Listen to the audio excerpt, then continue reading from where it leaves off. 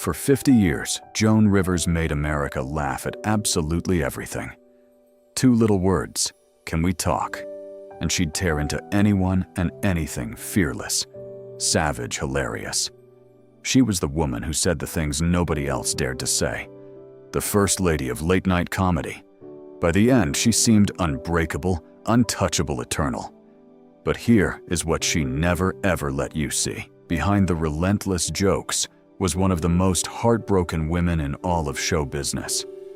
The man who built her entire career would one day break her heart, hang up the phone, and never speak to her again. Her husband, of more than 30 years, would be dead within months. She would be left humiliated alone and buried in debt. And through all of it, she would do the most astonishing thing imaginable. She would take the deepest wounds a person can suffer and turn them into punchlines, so that you, sitting at home laughing along, would never have the faintest idea how much she was actually carrying. This is the heartbreak Joan Rivers hid from America, and to understand the full weight of it, you have to go back to the very beginning, to a young woman who was rejected 7 times, and to one single sentence from Johnny Carson that would change and ultimately shatter her entire life. She was not born Joan Rivers. She was born Joan Malinsky in 1933, a sharp, ambitious young woman from New York who was absolutely certain she was meant for something bigger, and who spent years being told that she wasn't. She fought her way up through the smoky comedy clubs of Greenwich Village, sharing those tiny stages with young unknowns named George Carlin, Richard Pryor, and Woody Allen. She was funny. She knew she was funny. But the doors stayed shut.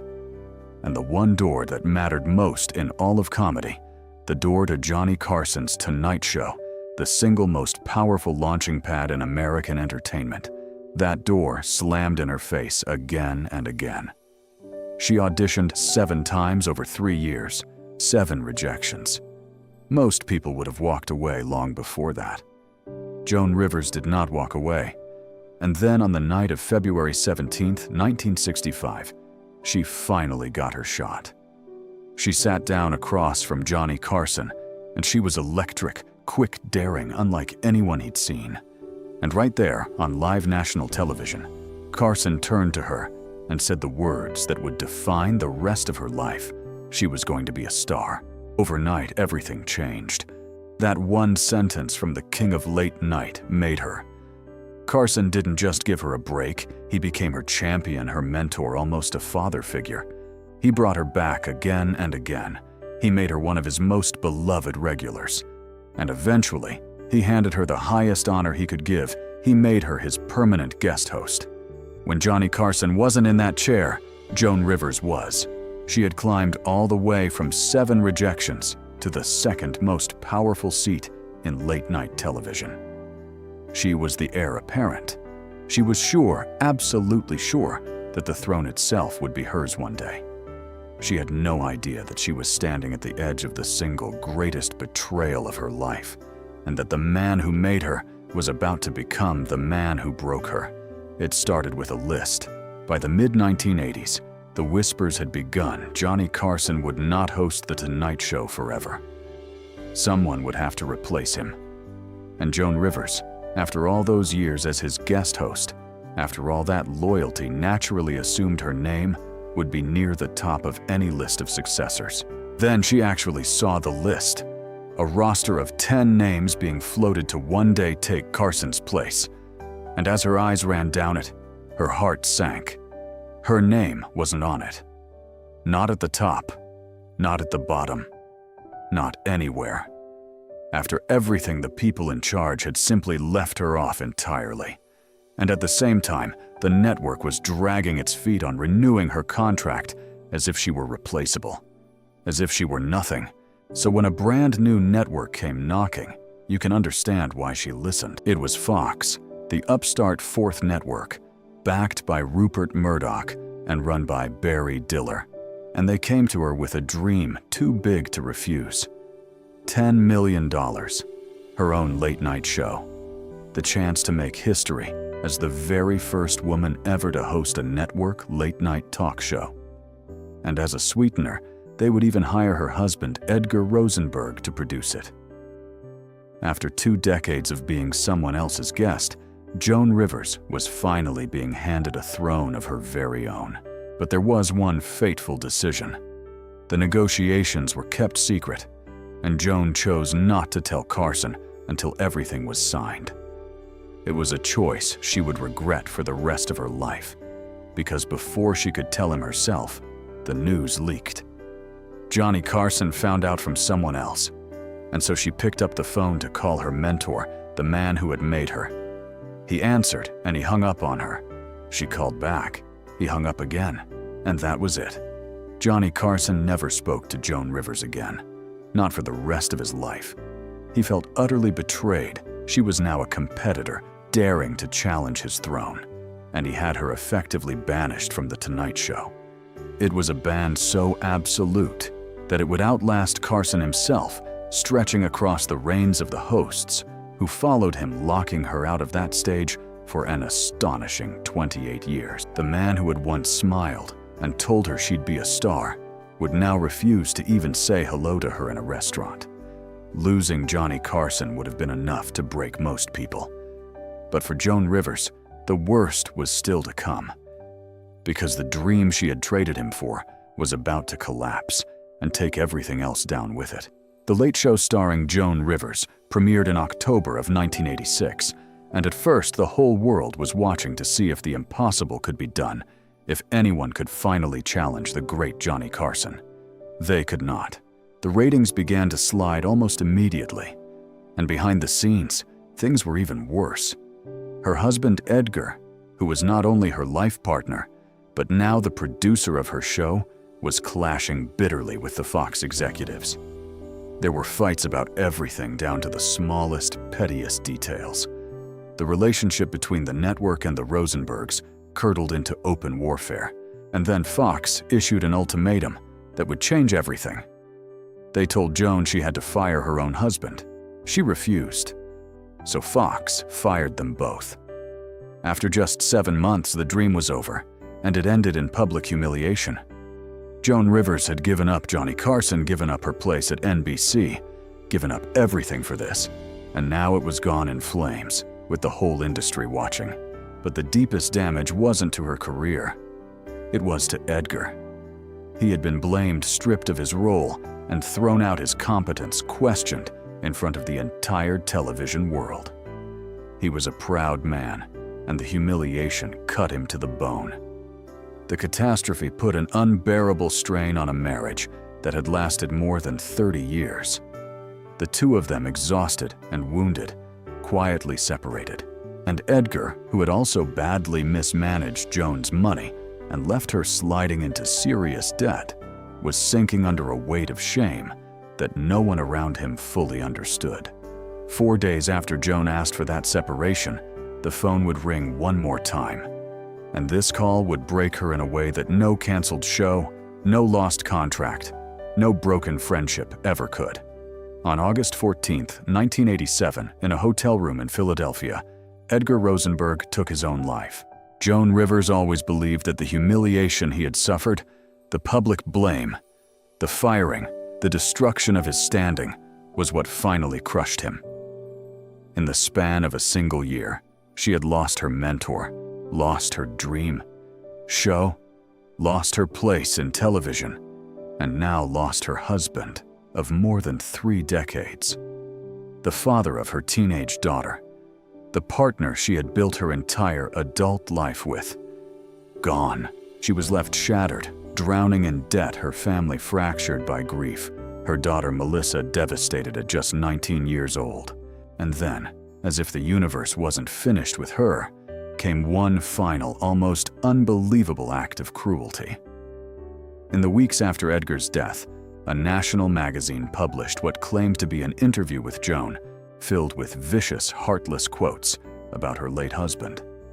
Except, none of it was real. The entire thing had been fabricated by a writer who had never even met her, who simply invented the whole grotesque story out of nothing, A grieving widow slandered with words she never said about the husband she had just buried. By every measure, this is where the story of Joan Rivers should have ended. Bankrupt, betrayed, widowed, publicly humiliated again and again and again. Most people carrying even a fraction of that would have disappeared from public life forever. But if you knew anything about Joan Rivers, you knew one thing above all else. She did not stay down. And what she did next was so improbable, so close to superhuman, that it would become the very heart of her legend and the key to the secret she kept from the world. From the ashes of the worst year of her life, Joan Rivers clawed her way back. By 1989, she was on the air again with a daytime talk show, and within its run, she won a Daytime Emmy Award, a stunning vindication for a woman the industry had written off as finished. But that was only the beginning. Over the years that followed, she reinvented herself over and over with a relentlessness that defied belief. She became the queen of the red carpet, turning celebrity fashion into appointment television. She built a jewelry and fashion empire on QVC that made her wealthy all over again. And here is the bitter irony: she made those fortunes hand in hand with Barry Diller, one of the very men who had fired her. She co-hosted Fashion Police. She wrote a shelf full of best-selling books.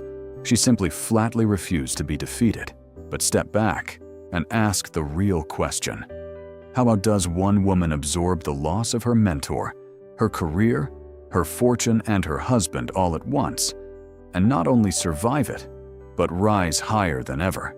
The answer is the secret at the center of her whole life. She used the only weapon she had ever truly trusted. She used comedy. Joan Rivers took everything that had happened to her, the betrayal, the bankruptcy, the humiliation, even the suicide of her husband, and her own bottomless grief, and she turned it into material. She made jokes about all of it. The savage one-liners, the merciless self-deprecation, the fearless "can we talk?" that wasn't just an act. It was armor. It was the wall she built to keep the pain from swallowing her whole. As long as she was the one making the joke, the pain couldn't make her the punchline. And that armor did something else too. It hit her. Every time you laughed at one of her brutal, brilliant jokes, you were looking straight at the most wounded woman in the room, and you never knew it. The funniest person in America was also one of the most heartbroken, and she made absolutely certain that her audience only ever got to see the laugh. That was the heartbreak Joan Rivers hid from America. Not one buried secret, but a lifetime of pain tucked carefully behind every single punchline. But there was one wound the jokes could never fully heal.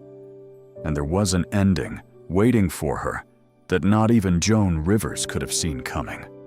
The wound that never closed was Johnny Carson. For all her triumphs, for all her reinventions, she never stopped grieving the friendship she had lost. She spoke about it for decades, sometimes laughing, sometimes on the very edge of tears. When Carson's own son died in a car accident, she sent a heartfelt note of condolence. He never even acknowledged it. When Carson himself passed away years later, she set aside all the pain and publicly called him one of the greatest to ever do it. She had loved him to the end, even though he had shut her out for the rest of his life.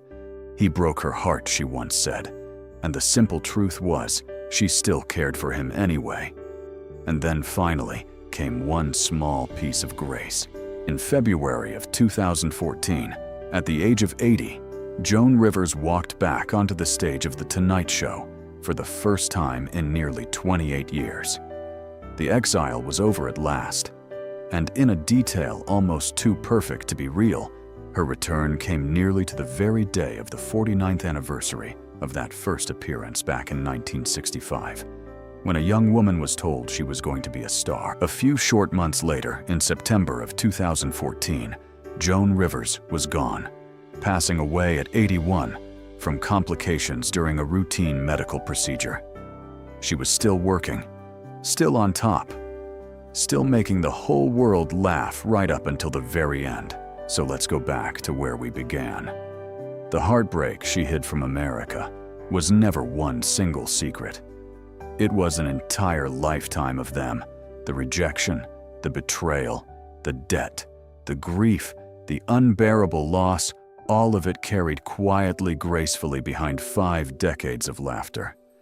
She gave the world everything funny she had, and she let almost no one see what it cost her. The woman who taught us that you can make a joke about anything spent her whole life proving it true by joking her way through the unthinkable so that the rest of us would only ever see her smile. If this story stayed with you, you'll find more of them right here. The real lives hiding behind the faces that once filled America's living rooms, and the truths they never quite got the chance to tell. Subscribe, and we'll keep telling them.